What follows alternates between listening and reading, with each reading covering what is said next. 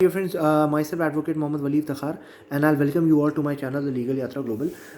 आज हम बात करेंगे, आज का टॉपिक है वाइकेरियस लाइबिलिटी का। इससे पहले हमने टॉर्ट्स की बात की थी। टॉर्ट्स का मतलब होता है सिविल रॉन्ग, और उसके अंडर भी हमने लाइबिलिटीज़ की बात की थी। Vicarious liability, absolute liability, tortious liability, strict liability, there are many sort of liabilities. तो आज हम बात करेंगे वाइकेरियस लाइबिलिटी की। वाइकेरियस लाइबिलिटी क्या होती है? जनरल रूल है कि a person is liable for his own act only, कि जो भी वो एक्टिविटी करेगा उसके लिए वो खुद लाइबल माना जाएगा।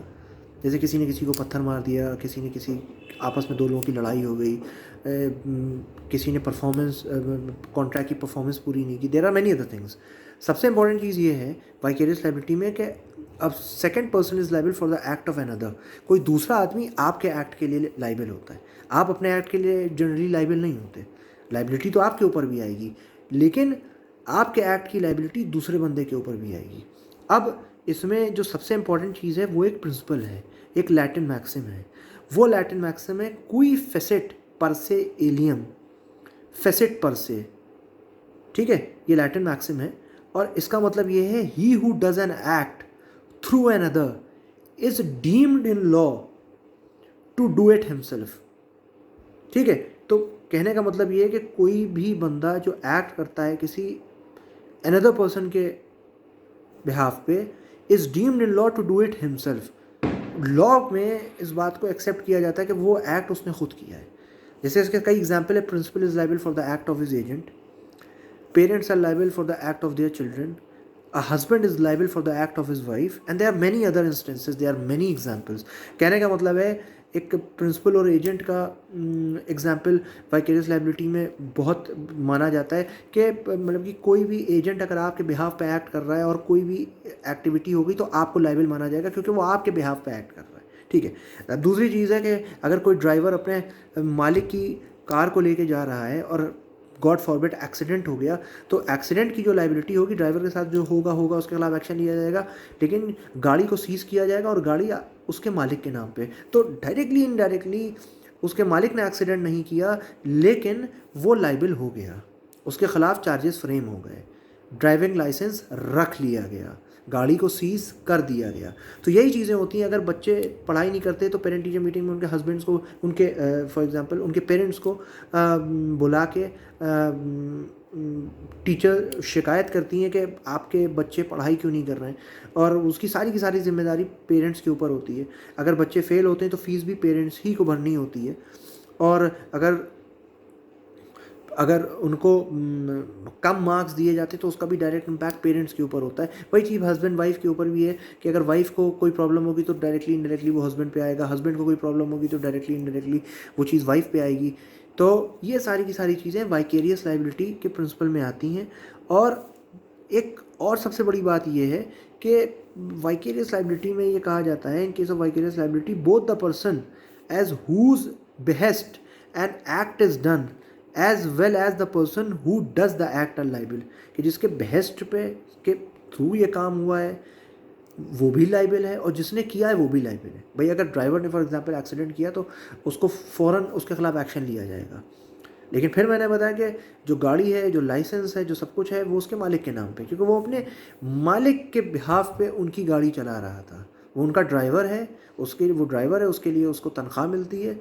अगर वो अपनी गाड़ी चलाता जो उसके नाम पे तो एक्शन उसके ऊपर बनता, लेकिन अगर वो अपने मालिक की गाड़ी चला रहा है या कोई एजेंट अपने प्रिंसिपल के बिहाफ पे कोई चीज़ एग्जीक्यूट कर रहा है और कुछ भी गलत होगा तो एजेंट लाइबल होगा तो होगा, साथ में उसका प्रिंसिपल भी लाइबल होगा। वैसे ही सर्वेंट लाइबल होगा, साथ में उसका मास्टर भी लाइबल होगा। A master is liable for the act of his servant, a principal is liable for the act of his agent. ठीक है, these are the important things. ठीक है, ये वाइकेरियस लाइबिलिटी के प्रिंसिपल होते हैं। फॉर एग्जाम्पल अगर आप कॉन्ट्रैक्चुअली भी किसी को एम्प्लॉय करते हैं तो उसमें भी जो एम्प्लॉयर होता है वो एम्प्लॉय के ऊपर जिसे कहिए रिस्ट्रिक्शंस लगाता है। हर चीज़, जो भी चीज़ होती है जो कंपनी के बिहाफ में बेहतर होती है, तो उस मतलब कि एम्प्लॉयर और एम्प्लॉय की एक रिलेशनशिप होती है। तो उसमें अगर एम्प्लॉय कंपनी को नुकसान पहुंचाएगा या कोई उसकी तरफ से कोई गलत एक्टिविटी होगी तो उसका डायरेक्ट इम्पैक्ट उसके बॉस पे जाएगा या उसके सीनियर्स पे जाएगा, क्योंकि उनके अंडर वो काम कर रहा है, और उसका सारा और जो नुकसान होगा वो कंपनी का होगा। तो ना बॉस ने कुछ किया, ना सीनियर्स ने कुछ किया, गलती एम्प्लॉय से हुई है। एक जूनियर एम्प्लॉय से हुई है, ये एक सीनियर एम्प्लॉय से हुई है, किसी से हुई है, लेकिन उसका इम्पैक्ट डायरेक्ट कंपनी पे जा रहा है, उसका इम्पैक्ट उसके सीनियर एम्प्लॉयज़ पे जा रहा है, कंपनी के बोर्ड ऑफ डायरेक्टर्स पे जा रहा है। तो ये जो चीज़ है, ये वाइकेरियस लायबिलिटी का प्रिंसिपल एक बहुत इंपॉर्टेंट प्रिंसिपल है। और ये जो प्रिंसिपल है, इस प्रिंसिपल का जो एक तरह से एक ब्रेन चाइल्ड अगर आप कहें तो ब्रेन चाइल्ड इसका टॉर्ट है, क्योंकि ये सारी चीज़ें टॉर्ट में क्लासीफाई होती हैं, ये सिविल रॉन्ग्स की कैटेगरी में क्लासीफाई होती हैं। और जो मैक्सिम है, मैं फिर बता रहा हूँ, वो मैक्सिम है कोई फेसेट पर से एलियम फेसेट पर से, he who does an act through another is deemed in law to do it himself. ठीक है, फिर मैंने इस प्रिंसिपल को बताया, it's a very important thing. और जो भी लॉ स्टूडेंट्स अगर मेरा वीडियो देख रहे हैं तो ये उनके लिए बहुत इंपॉर्टेंट है, क्योंकि वाइकेरियस लायबिलिटी से रिलेटेड क्वेश्चंस ज़रूर आते हैं। It's a very important topic. Absolute liability से रिलेटेड क्वेश्चंस आते हैं, वाइकेरियस लायबिलिटी से रिलेटेड क्वेश्चंस आते हैं, और ये एक बहुत, ये जनरल टॉपिक भी है, और लॉ की फील्ड में ये एक बहुत इंपॉर्टेंट चीज़ है। अगर आप प्रैक्टिस भी करेंगे तो आपको वाइकेरियस लायबिलिटी के, जॉइंट कंस्ट्रक्टिव लायबिलिटी के, एब्सोल्यूट लायबिलिटी के केसेस आपको बहुत मिलेंगे। और ये एक बेसिक चीज़ है जो लोगों को पता होनी चाहिए कि हम सिर्फ अपनी गलती की वजह से हमारे साथ एक्शन नहीं लिया जा सकता, दूसरों की गलती की वजह से भी हमको हमारे खिलाफ एक्शन लिया जा सकता है। तो every man should be legally enlightened. इंसान को थोड़ा सा लीगली इनलाइटेड होना चाहिए, पता होना चाहिए कि क्या हो सकता है। हर चीज़, हर रास्ता हमेशा सीधा नहीं होता, रास्ते हमेशा टेढ़े भी होते हैं। They are zigzag roads also.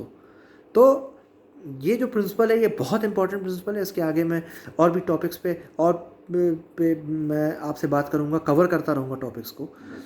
Absolute liability है, टॉर्शियस लायबिलिटी है, और भी कई चीज़ें, कॉन्स्टिट्यूशनल लॉ से रिलेटेड डिबेट्स हैं, कॉन्स्टिट्यूशनल लॉ से रिलेटेड इंपॉर्टेंट टॉपिक्स हैं, पर्सनल लिबर्टी के केसेस, सुप्रीम कोर्ट के इंपॉर्टेंट जजमेंट्स हैं। हर टॉपिक को लेके, criminal law, civil law, corporate law, constitutional law, jurisprudence की क्या मेन एलिमेंट्स होते हैं, उसकी क्या इंट्रिकेसीज होती हैं, ये सारी की सारी चीज़ें, ये बहुत इंपॉर्टेंट है। ना सिर्फ स्टूडेंट्स के लिए, लेकिन लॉयर्स के लिए भी बहुत इंपॉर्टेंट है, और एक कॉमन इंसान के लिए भी बहुत इंपॉर्टेंट है कि आप लीगली इनलाइटेंड रहें और छोटी से छोटी चीज़ को आप पढ़ें। बहुत सी चीज़ें मैं आपको बताता हूँ, इसमें बहुत सी चीज़ें मिस भी होती होंगी। कुछ चीज़ें मैं आपको आगे के वीडियोस में बताता हूँ, लेकिन कुछ टॉपिक्स पे मैं रिसर्च करता हूँ, तो मैं ये कोशिश करता हूँ कि कुछ चीज़ें मैं आपके सामने जो बता रहा हूँ, शायद उसमें एक या दो चीज़ें आपके रेलेवेंस की हों, आपको उससे मदद मिले, लेकिन वो एक दो चीज़ें भी बहुत इंपॉर्टेंट हैं। तो प्लीज़ आप वाइकेरियस लायबिलिटी के प्रिंसिपल को एक तरह से बहुत इम्पॉर्टेंट उस पर समझिएगा। और absolute liability, strict liability, tortious liability, these are very important things. तो please just go through it.